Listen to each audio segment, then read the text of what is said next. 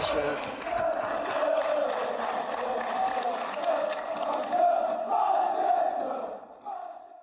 Welcome to Dukes United show. And Manchester United ran away easy victory against Chelsea, as we pretty much expected. Chelsea are no good, and we made them pay. But the thing is, it weren't that way early on in the game, was it, Garth? No, I think we just, we forget about that first half, mate, and just talk about the gloriousness of us making the Champions League again, top 4 trophy for the season, possibly 2. Because how we went in at half-time 2-0 up is, I mean, that was obviously God's plan. God wills it, because I ain't got an idea how that happened, mate, because Chelsea should have been at least 3 goals to the good by half-time. Poor finishing from, like, I just don't know my Chelsea, mate, with a good gaffer, that team's fine. No two ways about it. With a good gaffer and a striker, that Enzo Fernandes is sick. Mudryk with a good trainer around him, like he's going to be excellent. But team in disarray. But nothing about Chelsea. United Champions League. Let's go. Let's go. Yeah. So talking about third as well. We're in third, looking like we could take that spot for the last game win. And all we need is we need a win for that to make sure. No, we need a win. Goal difference. Goal difference is an extra point, isn't it? So we definitely need that win. But look, I could feel it the minute when Anthony came off. It's a weird one because I like Anthony, of course, but the minute Sancho goes to the right, Rashford comes on and Martial's up front, I just feel like I just said straight away, I'm going to put my neck out here. It's going to go 4-0. And I knew it was going to come. I just knew we were getting 4 goals today. And we deserved even more in the end. I just knew it was going to be a bit more clinical. Sancho has that more clinical stuff about him when he's on the right. And I just felt like we just was going to do more. And we did. We proved it.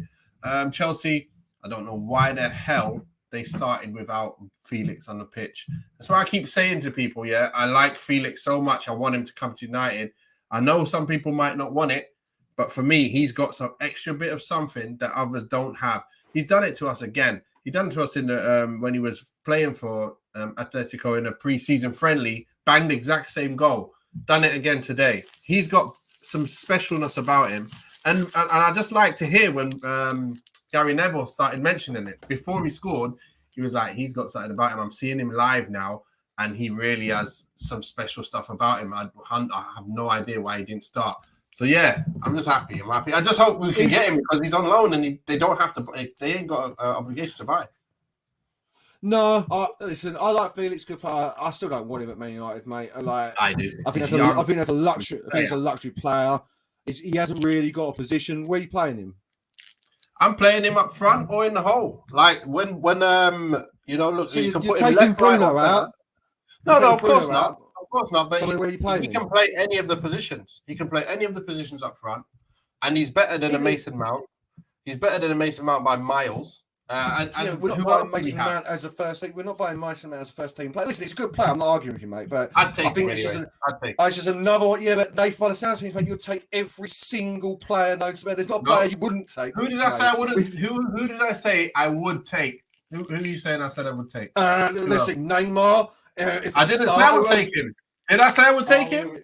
Yes, you did. You said that you would like to see him at the club. You would like to see him at the club.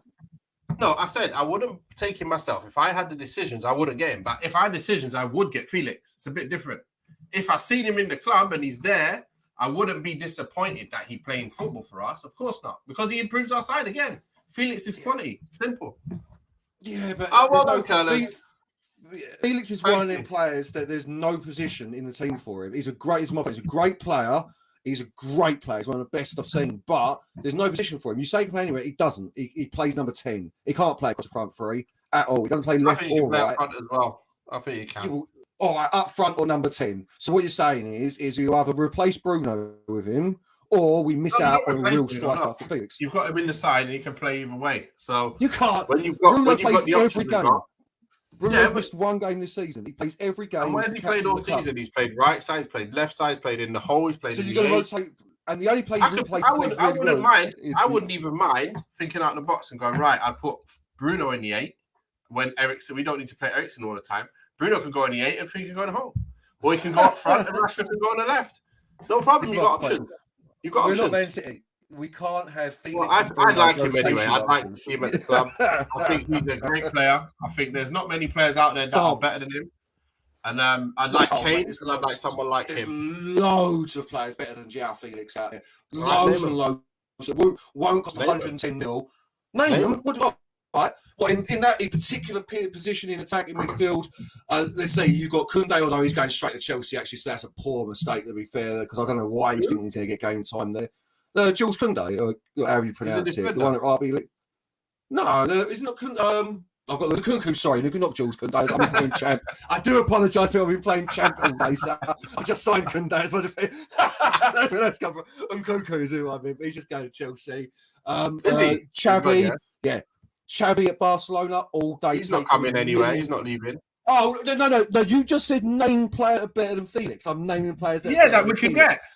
That we can get. Kimmich. Kimmich ain't a player in an attacking place like that. He's a midfielder. No, Kimmich can play. He can play. Yeah, but he ain't that far up the field. You'd ask me to name players. I'm naming players who are better than him. Tony Cruz is still better than him. He don't even play in the same position. They're all better than him. We can agree to disagree, no problem. I like him, you don't. No problem. No, I don't like him at Man United. I don't think there's position for him at Man United. I'd rather get Harry Kane. I'd rather get a real striker in. Of course, Harry Kane, of course.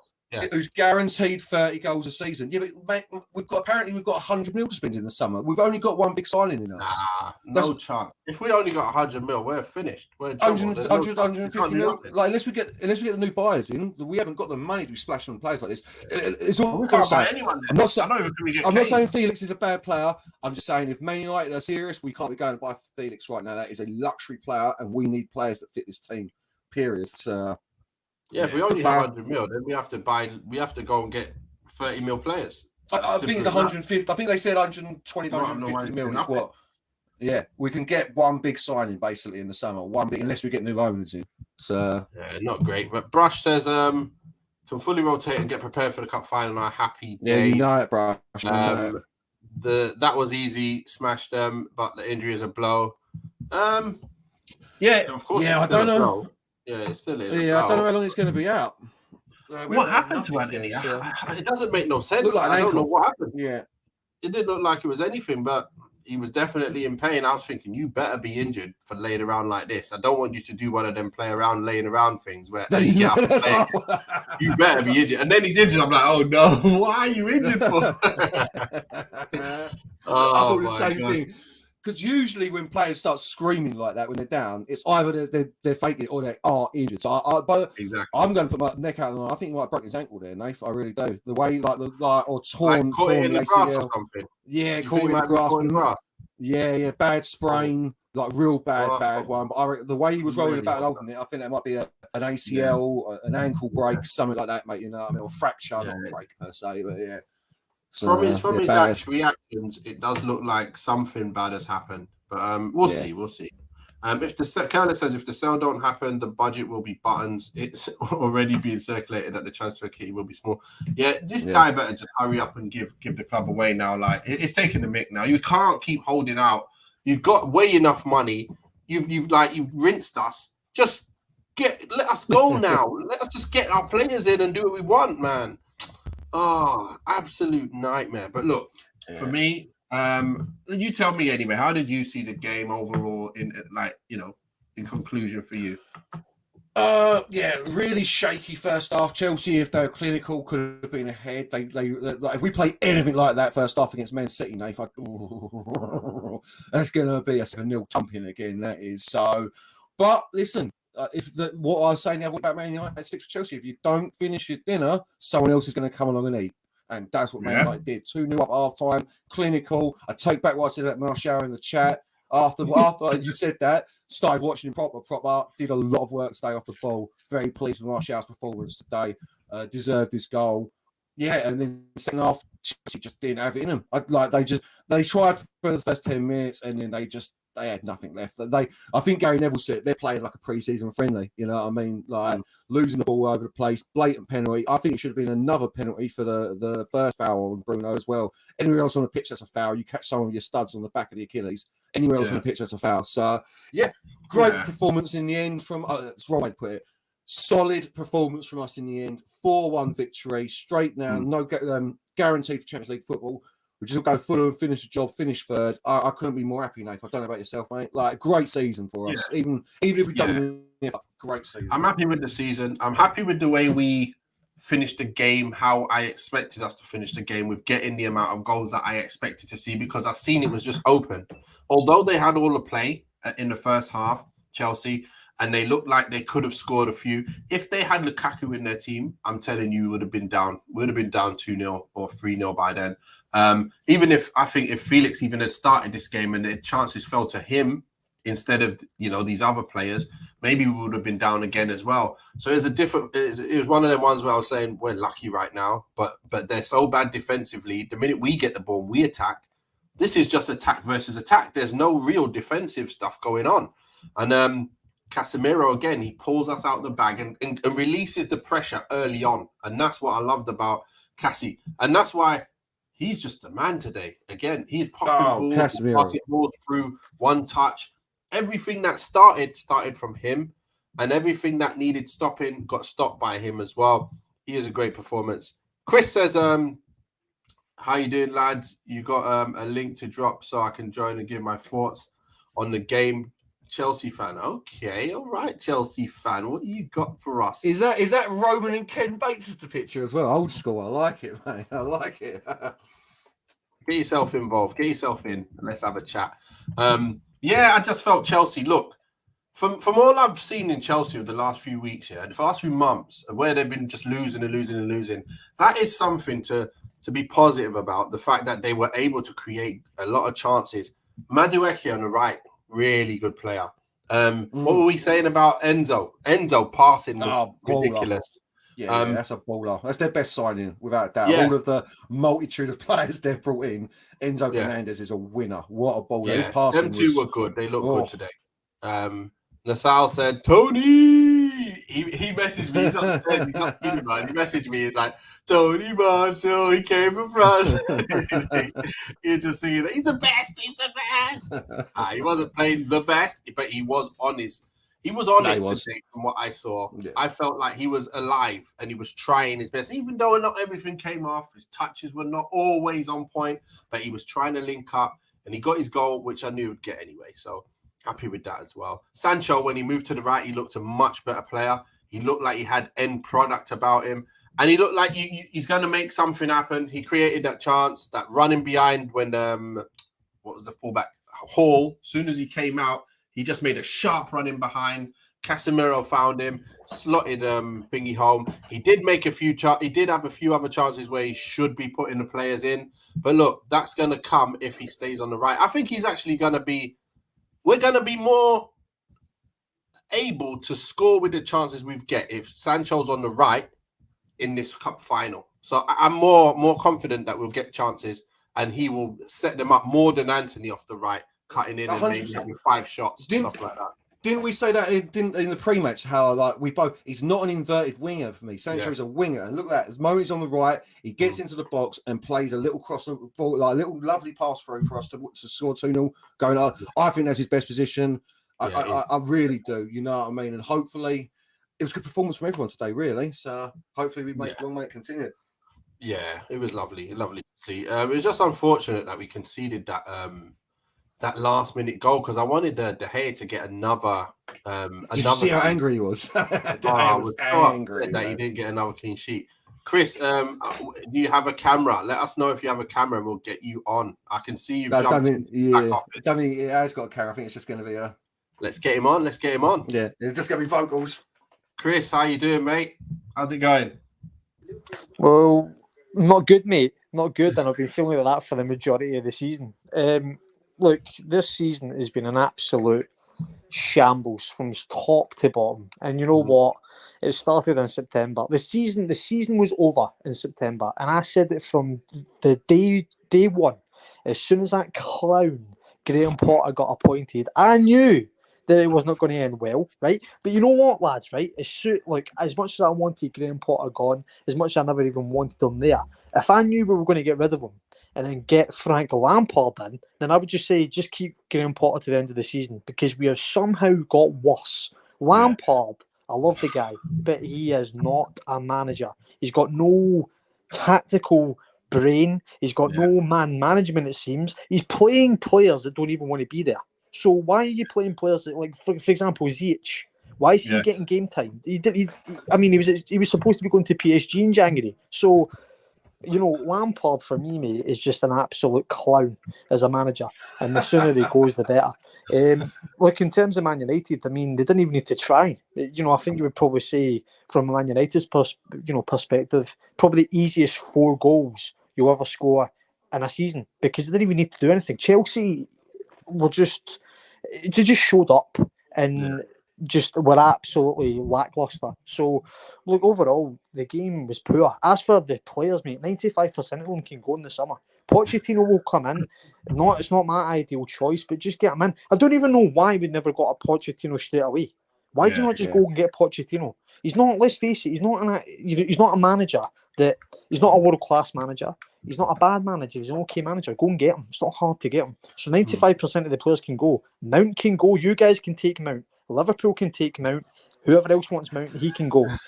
Gallagher can go. I don't want him. Anybody can go, mate. I'm telling you, 95% of the Chelsea players can go. Yeah. I think you'll do well with Poch. I think he's a good man manager. I know you mean tactically, he ain't an elite manager, but with the team you've got, you need someone to come in and build from that, you know, if you know what I mean, Chris. Have you got any highlights for this season, all player-wise? Because like we're just saying about Enzo, looks fantastic. But you got any positives at all, Chris, from the season? Highlights. I didn't use highlights, just positives. Any positives? Any positives? I mean, the only positives is, January. The January window, in terms of the players we brought in. By the way, the players we brought in are not poor players. Raheem Sterling is not a poor player. Enzo Fernandes is not a poor player. Madueke, Mudryk, everyone's writing Mudryk off. He's not a bad player. And I think you'll see these players come good when they play under a competent manager. They can actually set up a team and can actually get them to play to the best of their ability. As for other players, I mean, the highlight, probably January, lads. It's just in terms of the signings that were brought in. But you know what? The season was done as soon as we got knocked out the Champions League. But you know, all those Chelsea fans, Frank Lampard's coming in. He's been here before. He's failed before. Why are we bringing him back? Sentimental values get you nowhere in football. You guys know about Ole Gunnar Solskjaer. It gets you nowhere. Being sentimental just you know, what's the word? Drives you back. It doesn't get you anywhere. You don't progress being sentimental.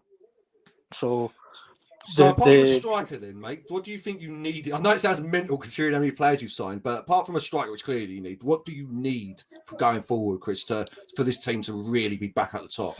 And is Lukaku also coming back as well? I think he's back next season, isn't he? Well, he's out there. The snake's coming back. He's still on the books, Lukaku. Look, in terms of going forward, there's 3 names out there. You've got Harry Kane. You've got the Poch link with Harry Kane. We've got the money. It's in London. Doesn't need to move far. Osimhen from Napoli.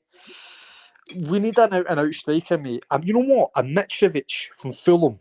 That's not a bad shout. Yeah. I know. I mean, you know what? I know he's been banned. Ivan Toney. Someone that is going to get the ball and put it in the back of the net. We need a striker. That's the priority. We need a DM. We need a reliable keeper. Clear some of the deadwood, and then you need another central midfielder. That is not hard to do. But these owners are just going into the dressing room. Yes, guys. Oh, come on, guys. It's like, mate, this ain't baseball. You can't keep coming in the dressing room every 2 minutes. You know what I mean? They're coming into the dressing room every 2 minutes and just, I don't know what they do, but they do not know anything about football. That's where they've got football people are there. We've got football people in the structure. So they don't need to be going in the dressing room every 2 minutes. I mean, if I was a player, right, I would not want to be seeing the owner every 2 minutes. That's why the manager's there. I communicate with the manager communicates with the football people communicate with the owner. So in terms of striker, mate, Harry Kane, Osimhen, whoever. But I do not want to see that clown, Romelu Lukaku, anywhere near Chelsea again. And I liked him, by the way. I liked Romelu Lukaku. Sucked his eye when he first came to Man United, mate. Yeah. Before he slagged off Chelsea, I liked him, but not anymore.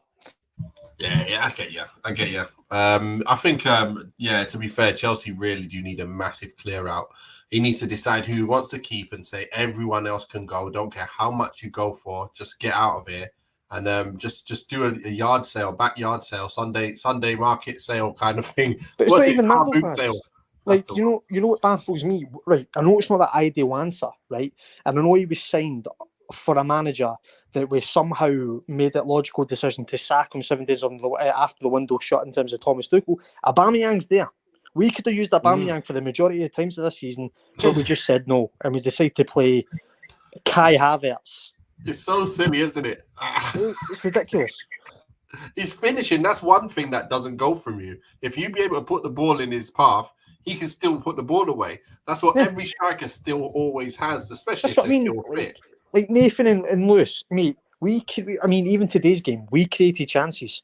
Gallagher, Mudryk, whoever else wanted to have a go. And yet, time and time again, this lot don't have the bottle to score. And then all it takes is for Man United to have their chance with Casemiro or whether it be whoever else. So, yeah, it's just the story of the season. But Aubameyang is there to be used. Frank Lampard, the yes man, don't want to use him. Graham Potter, the yes man, didn't want to use him. For whatever reason, I don't know. Yeah. Totally great. Yeah, totally agree with everything you've just said there, Chris. I know you must be so upset from having such good seasons and then all of a sudden someone to come in with money thinking that it's going to get better and only for it to go completely the other way. You know what, lads? I think that, in terms of Man United next season, I think you don't understand the pressure you guys are in Europe because you're the only side next season in the Champions League from England with European pedigree. I cannot believe I'm having to watch Arsenal, no European pedigree, Newcastle, no European pedigree, and then, I don't think we'll see about Man City this season in terms of the Champions League, but the only side with European pedigree next season in the Champions League is Man United. So, I mean, the pressure's on you to carry the England status in Europe, mate. We need to make the right signings, aren't we? Yeah. Because we won't be ready for if we play with this side that we've got now. Yeah. If everybody's fit and we get Harry Kane, we might be able to compete. But if we don't get Harry Kane, it's going to be a tough one to even get out of the group stages for me. So it's all good getting there, but you got to get far as well. So yeah, I just can't believe my eyes. I can't believe my eyes. I cannot believe I'm seeing Arsenal, Newcastle, and City in the Champions League. It's football, it's football for you. Let me ask you quickly, Chris, about Mason Mount. Obviously, we were linked with him. I don't watch Chelsea at all. How good of a player or bad of a player is Mason Mount? Is he worth 50, 60 mil? Or are you doing us over if we spend 60 mil on Mason Mount? Look, he's not a bad player, right? But he's not a world-class player. He's not a player that will impact the game. Mason Mount's best years were under Lampard when on the transfer ban. And then obviously Lampard had that first half a season, then got sacked. And he had good moments under Tuchel. Mason Mount is a good player going forward, but he's very indecisive. And if he's the player, for example, Mason Mount, if he's not taking long shots, I don't really know what he does. He doesn't make the key passes. He doesn't really impact the goal. He's not an out-and-out goal scorer going forward. So if Mason Mount, if we get between 50 to 70, I'm saying take him. The majority of the Chelsea fans will make you believe that somehow Mason Mount is this generational, unbelievable player. I'm sorry, he's not. I mean, you look at Reece James, I'll be gutted if he was to go because I know he's made that position he's went.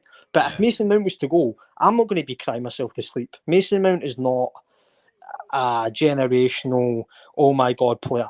Garnacho is a better player than him. There's players that come from the academy that I think to myself, right, they players could be, a big mistake to let go. But Mason Mount, mate, if you're offering 50 to 60, 70 million, thank you very much. That's what I'm saying. By the way, you did. Yeah, I said you don't want to get that kind of player coming into United. He's not going to improve us at all. We need players who can take us by the scruff of the neck, and they're leading us. Yeah, and also another thing as well, that helps us out massively because he is obviously from the academy, so it's just pure profit. So therefore, it'll be 70 million clear off the books. So, mate, if it's you, Liverpool, I think he would do all right in Liverpool because Jurgen Klopp, I think, with his style. But I think you've got better options for Man United than Mason Mount. Like, I'm not going to come on here and just saying he's generational because he's not. No. That's what I mean. It does sound. I was quite happy with him, but it sounds more. Spoken to Chelsea fans today. It does sound more like if we were to spend that sort of money on him, it's not a great deal at all. Like 30 to 40, probably reasonable. But yeah, it's 50 to 60. I mean, no you even way. look at him for England. Like he gets picked from Southgate. And I mean, as you can tell, I'm Scottish, so I don't want England to do well anyway. But I'm looking at Mason Mount. I'm looking at Mason Mount for England, and I don't look at how he impacts a game. Like he doesn't. He doesn't for me either. Here's another question for you, Chris. Because you've seen Chelsea enough, and obviously I'm a keen admirer, and you might have seen at the beginning, Garth, me and him just had a little bit of a thing with him, the Felix situation. I like Joao Felix, I really like him. I think he doesn't get seen for a lot of the great work he does, the runs that he makes, he doesn't get passed to. But when he does, he's very sharp, very good technically, and he can score goals. We don't know, obviously, whether we can bang 20 goals plus a season and all of that, but I really like him, and I think he can come into the Man United squad and actually improve us wherever he plays. And what do you think of him, since he's come to you guys? And do you think if he was, obviously, he's going to finish at Chelsea at the end of the season, he's going to go back, and then he's up for grabs. So what do you think of him? I want Chelsea to go back in for him on probably another loan deal. For me, people, as I say, I'm not going to judge. You see some of the players this season in terms of the players we've signed. I'm not going to criticise them because they've been playing under Potter and they've been playing under Lampard and that Bruno Salter for one game as well. So, like for me, Felix, if he was playing with a proper striker in that Chelsea team, he would actually see the full effectiveness of him. But he's playing with players, for example, he's playing with Havertz as a 9. So he's setting it up. Havertz is having the ball, and then Havertz just shoots into Rose Ed. So for me, I think Chelsea should go in for him on another loan deal. If he goes to Man United, you get a striker, whoever it may be. Felix is a quality player, and I want to get him back on another loan, and then possibly look at a permanent deal. I think that's the most logical. I think Chelsea will go back in. I think he will go back to Chelsea. However, if he says, "I'm not going to deal with that again. I'm not dealing with Havertz as a striker. I'm not going to be dealing with Conor Gallagher running all over the place." So I don't know, mate, but I think he's a quality player, and I think he would fit any side personally that has a striker, that focal point that he can obviously get the direct the ball to. Yeah. That was more my point. That was sort of my point. That's what I mean. We need that striker first. Yeah, we do. Definitely need a striker. We need the Harry Kane. We still do need him. But even though I've just said that, I don't know if I think he will come back to Chelsea in the summer on another loan deal. But then again, we've got Nkunku coming in. So then, if Nkunku comes in, how are we going to fit in Sterling, Nkunku, Felix, the striker, whoever that will be, whoever else we've got? I mean, what's Mount? We've got that many players, mate. I've lost count. I'm trying to think of who we've got to put in.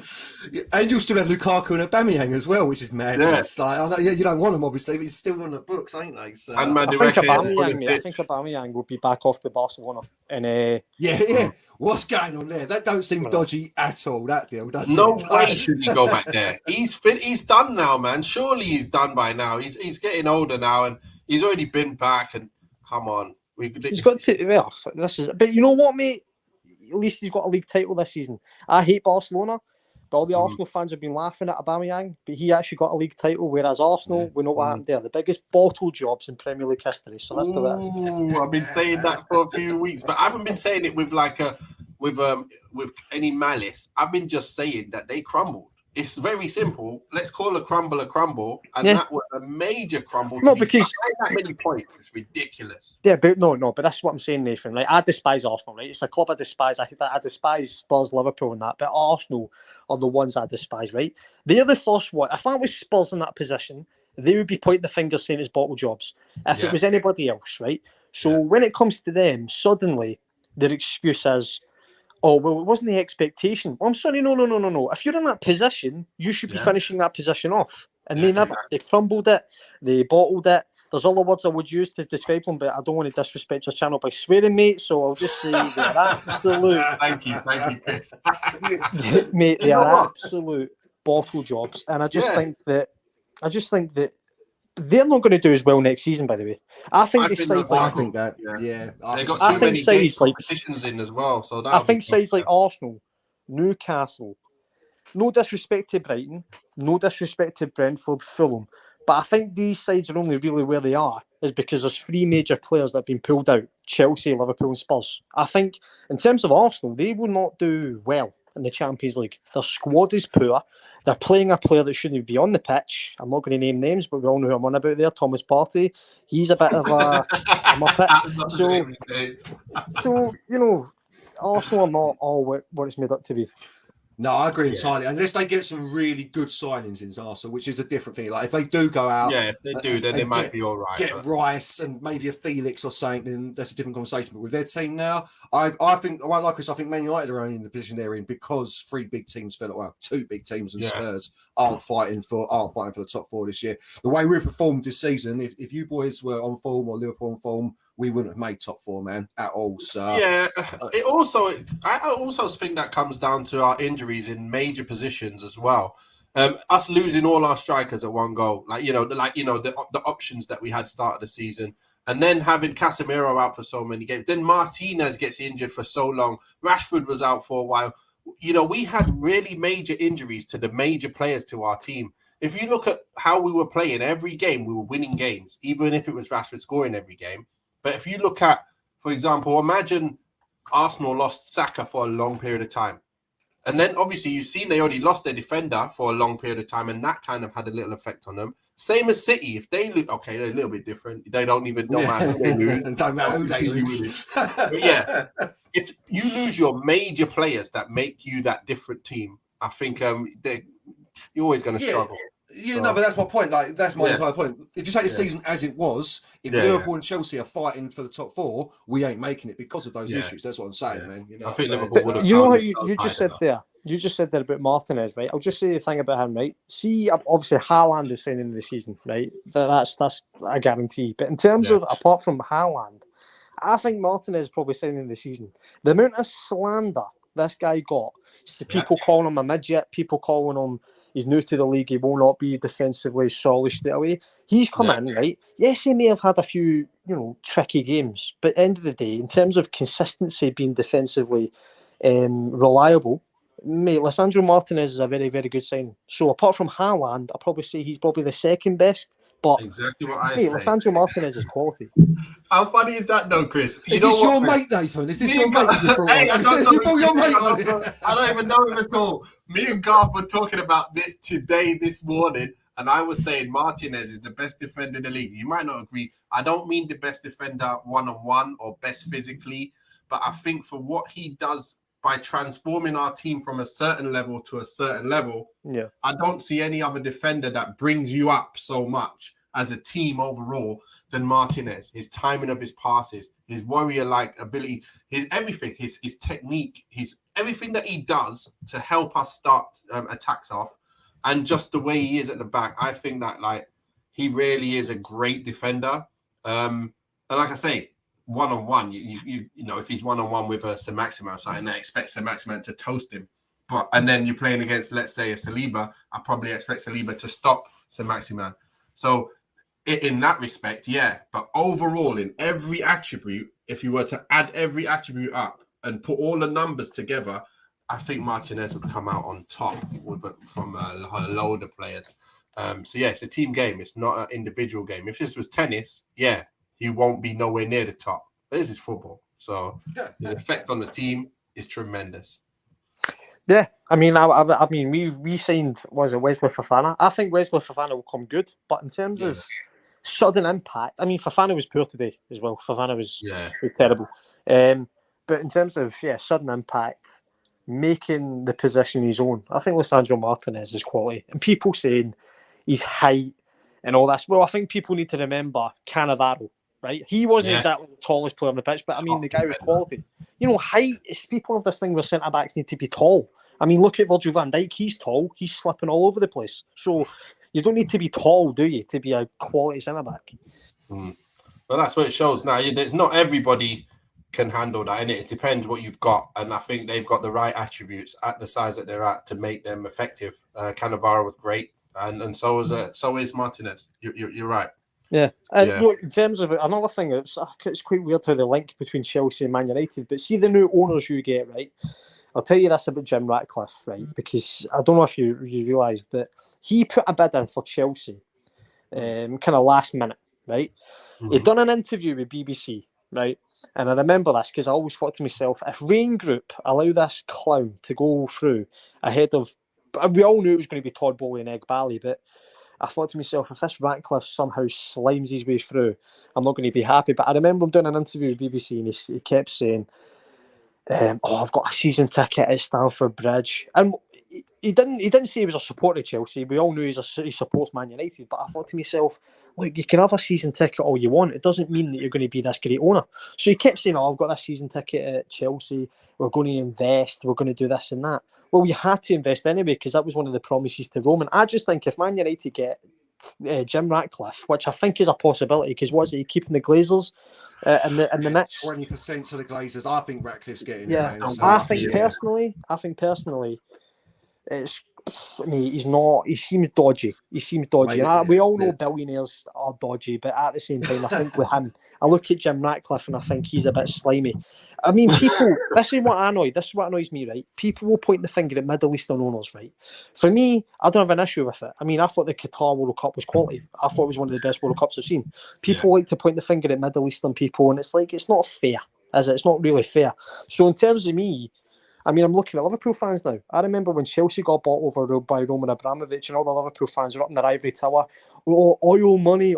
They're all begging for Qataris, Liverpool fans. So it's like, what goes around comes around, innit? So I just think if Man United get Jim Ratcliffe, it's not the best. Yeah, it's not good for us. It's not good at all. I don't see much change, to be fair. Really, it's not much change. And the other thing is, there's not much things worse in football than an owner who thinks he knows football as well. Like at least when Todd Bowley's walking into your dressing room, mate, all the players are just mugging him off because he ain't got a clue. But when someone actually comes in and thinks they know a bit about footy, you know what I mean? It's awful. So yeah, it's gotta be a nightmare. But look, obviously we've had a lot of time with this conversation. So instead of doing a whole player ratings, let's just talk about who your man of the match was. Garth, you go with who your man of match was for Man United and who you felt was the best player for Chelsea. Chris, you can also, and then I'll just finish with mine. The two centre midfielders for Man United, Casemiro. For Chelsea, Enzo Fernandes, mate. That geezer looks magnificent. I'm actually jealous that Chelsea have got that player. I've not really watched Chelsea much this season. I've just seen what's been happening with him, but he's a real baller. But man of the match has to be Casemiro. For no look pass for the assist. Well, not the assist, but the lovely goal. Yeah. He's really transformed our team. And to be fair, Nath, when we do the season review, he's probably player of the season as well. Big Cass. Probably. But yeah, for Chelsea, Enzo, great player, savage player. Okay, Chris, what are you saying? Yeah, I mean, I think there was only one overall. I think it was Casemiro. But in terms of for us, Enzo is probably the only pick. Plus the fans. If you could pick the fans as a man of the match, you're probably the fans because I don't know how we can bother sitting watching that rubbish. But Casemiro is the man of the match as a whole. But for Chelsea, Enzo, the only one that actually cares to show up. And by the way, I thought Silva, mate. What are you doing, mate? Thiago Silva, I love the guy, but up your game. You know what I mean? Like, I love him, and he needs to do more. But you know, he is getting older, isn't he? He's very old now. I thought he was done a few years back. He's still going, man. Still killing it. Still going for it. Benjamin Button. Exactly. The man's my age, and one needs getting out of bed for goodness sakes. I think he's coming to the other side now. So you got to say, well done, Father Time is catching him now. That's what you probably got to say. Yeah. But for me, Casemiro definitely was man of the match. He's the one who's the orchestrator of that team in midfield, defensively and attacking, starting plays off, gets the goal, calms us down, and then them first touch passes through the lines. Always the great stuff that you need from a player. And he should be it's like captain material what he's doing. Then when you look at Chelsea, I did like Enzo. And I did like Madueke on the right. I did like what his decisiveness, his ability to go inside, go outside. And then when Felix come on, he looked quite lively as well. But obviously, Enzo was the best player for you guys as well. So I do see in your squad that you do have players that you're going to be able to kind of work with. And then there's a lot of players you're going to have to get rid of and then just add a few more to make that a proper team. And you guys could be very close to being up there next year if the right purchases get done. And obviously, Poch will have whatever he wants, really, to go and buy the players. So that's going to... And Nkunku, as you said, Sterling and Nkunku, oh my days, that's just... You know what? You've got a side. In terms of that, Nathan, I know you want to wrap up, mate. I just want to say that about Pochettino. I think what he needs to do, I think he will know this anyway, but what he needs to realise is he's not at Tottenham now. He needs to hit the ground running. Chelsea have expectations. At Tottenham, they're all happy to just go on a final day out and be happy to lose. At Chelsea, you've seen it. You lose 3 games as a crisis. So he needs to get in the mindset of, you're at Chelsea, mate. I think that was the big issue with Graham Potter. He came into Chelsea and he was thinking he was at Brighton. So Pochettino needs to hit the ground running. I think he'll be ready, though. I think he's a good enough candidate that will come in and just comfortably be able to do the right things. He's been there now. He's been far enough in the Champions League. He's got far in the league. He's gone to big clubs now. So I think he's got that. He's got the experience to be able to come in and go, yeah, I'm ready for this. And he'd have his, he'd be prepping correctly from now anyway. So, you know what? I think will be good next year. And Chris, amazing. Thanks for coming on, actually. It's been a breath of fresh air hearing from the opposition side as well. And so feel free to jump in the comments and always, let us know if you want to have your say. Because, everything you've said has been brilliant, to be fair. It's good to have a different opinion on as well. So, make sure you get camera shotted, though. Well, thanks for having me, guys. Obviously, you guys are happy. I'm not. Hopefully next season when... traditionally, between Chelsea and Man United, it's been a draw. So... hopefully next season Chelsea actually get back to winning ways. But thanks for having me, lads. And I think you misunderstood. You're not allowed on if you win, mate. Only if you lose. Well, with Chelsea, we seem to be losing, so I'll be on most of the streams. Been a pleasure. Thanks for having me. It's been a pleasure, mate. Honestly, All right. Look, that's all we got time for today. Garth, great to have you. We've obviously got what's the game? The game Sunday now, isn't it? Versus Fulham at Old Trafford, last game of the season in the league. And then it's on to the big one, Garth. So, look, we've wrapped up Champions League. Happy about that. Now we can go into Sunday relaxed and chilled. So, Garth, any last words? No, just looking forward to hearing. Well, I have to say no. Yes, looking forward to hearing that Champions League theme come. Was it September-ish? We get to see it. September. None of more of this Thursday nights. It'll also be nice to be able to do shows Wednesdays and Saturdays instead of Thursdays and Sundays. Finally, bonuses. Extra shows again, lovely. But thanks a lot, everyone in the comments. It's been great. Thanks a lot again, Chris, for coming on. It's been tremendous. Look forward to seeing you guys in the next one. So we'll see you for the match preview on Saturday. It will be. Peace out.